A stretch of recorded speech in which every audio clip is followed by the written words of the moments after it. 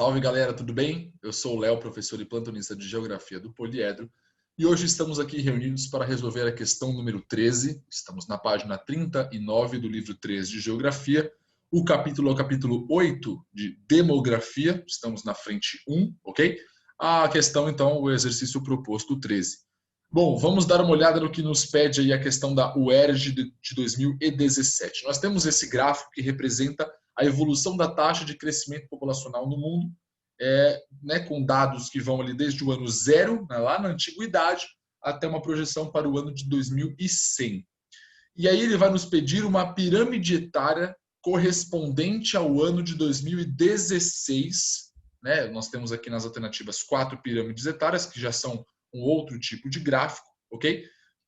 Ele vai pedir para que a gente estabeleça um paralelo entre os dados apresentados por este gráfico e cada uma das pirâmides etárias que são disponibilizadas aí, oferecidas pelas alternativas. Primeira coisa que a gente pode avaliar é este gráfico que nos é oferecido, que nos é fornecido pela questão. Primeira coisa que a gente pode considerar, né? Nós temos aqui no eixo da esquerda um indicador do percentual de crescimento populacional. E no eixo horizontal, aqui na parte de baixo da imagem, nós temos os períodos históricos a serem considerados. Né? Não são recortes lineares, você tem, por exemplo, um primeiro recorte aqui de 1000 anos, depois de algumas décadas, enfim. O que a gente pode avaliar aqui? Né? Nós temos uma taxa de crescimento populacional que entra um processo de crescimento contínuo até a década de 1950, dá uma equilibrada e depois passa por uma queda brusca. Como avaliar isso? Isso aqui, na verdade, é uma correspondência daquilo que a gente conhece como transição demográfica. A transição demográfica é um comportamento do processo de crescimento da população mundial que é geralmente condicionado por dois principais indicadores: a taxa de natalidade, a taxa de mortalidade. A primeira diz respeito ao número de nascimentos e a segunda ao número de mortes, como você poderia esperar. Então, quando a gente está pensando num determinado período histórico, na correlação entre a taxa de natalidade e de mortalidade, você consegue estabelecer mais ou menos uma taxa de crescimento populacional ao longo de um ano, ao longo de uma década, ao longo de um século, a depender do recorte temporal que você esteja considerando.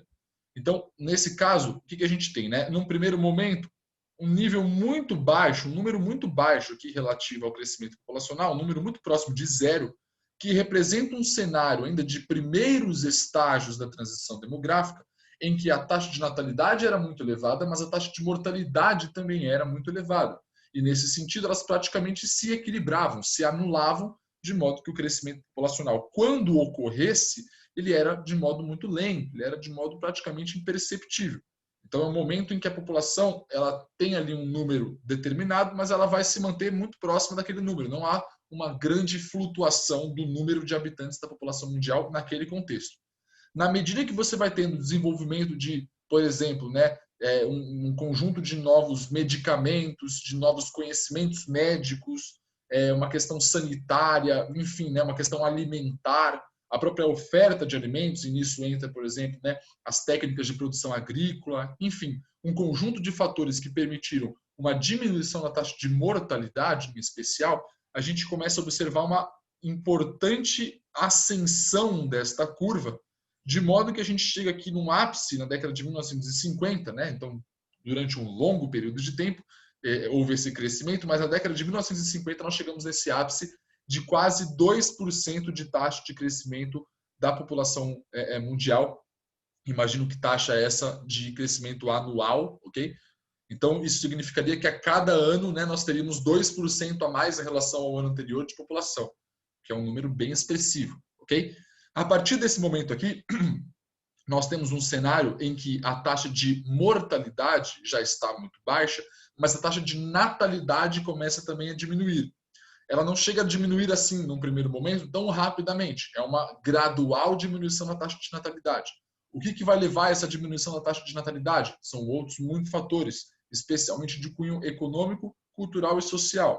Do ponto de vista econômico, você tem especialmente, né, uma inserção das mulheres no mercado de trabalho que vai, de certa forma, alterar um pouco aquela condição a qual as mulheres historicamente estiveram condicionadas, de um maior cuidado à família, de um maior cuidado da casa, o que muitas vezes inibiu o acesso dessas mulheres no mercado de trabalho. né? Essa concepção também, em certa medida, dialoga muito com uma ideia patriarcal, em certa medida machista, de sociedade, o que também vai levar, né, vai, de certa forma, se alterar conforme a passagem dos anos, isso facilita também essa transformação. E uma própria questão de custo de vida. Geralmente, nas grandes cidades, o custo de vida é mais alto, que leva uma pessoa a pensar duas vezes antes de ter um filho. A questão, né, justamente também do planejamento familiar, os métodos contraceptivos, enfim, tem um conjunto de fatores bem amplo que vai levar a esse cenário também de diminuição da taxa de natalidade. Então, na condição ali de uma diminuição também da taxa de natalidade e uma já muito baixa taxa de mortalidade, essa taxa de crescimento populacional começa a entrar em declínio. Até que nos anos aí mais adiante, a expectativa é esperar um cenário em que a taxa de mortalidade extremamente baixa e a taxa de natalidade também muito baixa praticamente se equiparem.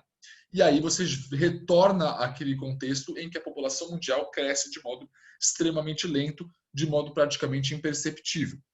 Aqui é importante ressaltar que vários países do mundo se encontram em diferentes estágios, em diferentes momentos na ocasião que a gente estiver pensando. Então, por exemplo, né, partindo aqui do ano de 2016 como exemplo, nós teríamos países que já estão num cenário em que as taxas de mortalidade e natalidade são muito baixas, em que o crescimento vegetativo populacional é extremamente baixo. Você tem, por outro lado, outros países que estão se inserindo nesse cenário de uma revolução médico-sanitária que permitiria esse salto do crescimento populacional. Então, cada local se encontra, de certa forma, em um período dessa transição demográfica, o que, portanto, cria, né, essa diversidade de situações que a gente tem no mundo atual. Então, o ponto seria considerar, né, existem países que já se encontram nessa condição, existem outros que ainda estão nesse cenário, vai depender muito de caso a caso de cada sociedade. Pensando nas pirâmides etárias, o que a gente pode considerar? A pirâmide etária, ela geralmente vai ter um paralelo, né, vai ter mais ou menos uma cara ali específica em paralelo com algum período da transição demográfica. Então, geralmente, no estágio inicial da transição demográfica, a cara da pirâmide é mais ou menos essa, em que a população mais jovem é predominante e a população mais velha é bem pouco expressiva naquela sociedade. Isso indica justamente um cenário de baixa expectativa de vida. A população não tem a expectativa de viver muitos anos, as pessoas morrem mais cedo, o que nos leva também, portanto, a um cenário de uma taxa de mortalidade um pouco mais elevada. Então, seria um cenário anterior àquela, digamos, democratização, se é que assim pode-se dizer, né, do acesso à saúde, enfim, dentro desse cenário, poderíamos pensar nesse recorte, ok?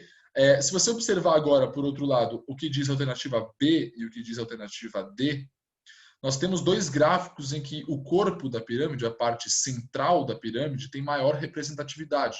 Note aqui comigo, né? Tanto na alternativa D e especialmente na alternativa B, a gente consegue reparar isso. A população mais jovem, ela não é a população que tem maior peso na composição, né, do número de habitantes daquele local, no caso aqui do mundo inteiro, ok? Então também seriam cenários mais próximos de um recorte ou de um estágio, melhor dizendo, mais avançado da transição demográfica. Estaríamos no momento em que a população mundial já seria bem mais velha, ok? Um momento em que você teria ali uma predominância das pessoas com pelo menos 30 anos ou mais, ok? O que significa, né, uma menor proporção de pessoas jovens. E essa condição, né, nos remete justamente a um cenário de sociedades geralmente mais desenvolvidas, em que tanto a taxa de mortalidade como a taxa de natalidade já são extremamente baixas. Pensando que, na verdade, a pirâmide etária do mundo inteiro ela seria mais ou menos, digamos, uma mistura, né, entre aquilo que nós temos no país, nos países desenvolvidos e aquilo que nós temos nos países subdesenvolvidos, a expectativa seria esperar também, né, uma certa mescla, digamos, dessas características que a gente observou nas três alternativas aqui. Pensando sob essa perspectiva, nesse raciocínio, chegaríamos à alternativa A.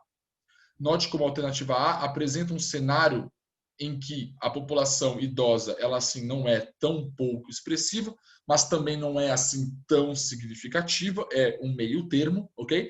A população mais jovem, ela é a predominante. Você pode reparar que existem mais jovens aqui em especial, né, com menos de 30 anos, ok? mas não é uma discrepância tão grande como observamos aqui na alternativa C. É um pouco mais equilibrado, o que nos leva justamente a pensar nesse momento em que a taxa de natalidade está começando a cair.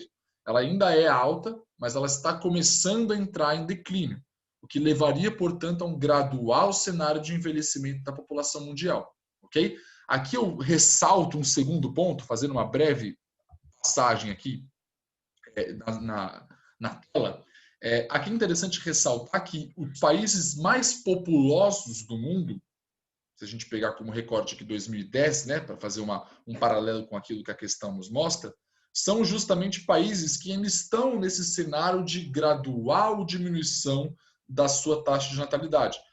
Com exceção aqui dos Estados Unidos, né, se você pegar a China, a Índia, Indonésia, Brasil, Paquistão, esses 5 principalmente, ok? São países que ainda estão com uma alta taxa de crescimento populacional. Tanto é, se você reparar, na projeção para 2050, né, eles vão ter um crescimento bem significativo, em especial a Nigéria, né? A Nigéria vai passar a ser o quarto e posteriormente, né, possivelmente a terceira maior população do mundo. Então vale ressaltar que, né, pensando naquela ideia de que a pirâmide etária que a gente teria que pensar para o mundo inteiro seria uma mistura das pirâmides de vários países do mundo, vai ficar mais ou menos com essa ideia, mas um pouco mais com a cara dos países subdesenvolvidos, porque a maior parte da população mundial habita estes países, ok?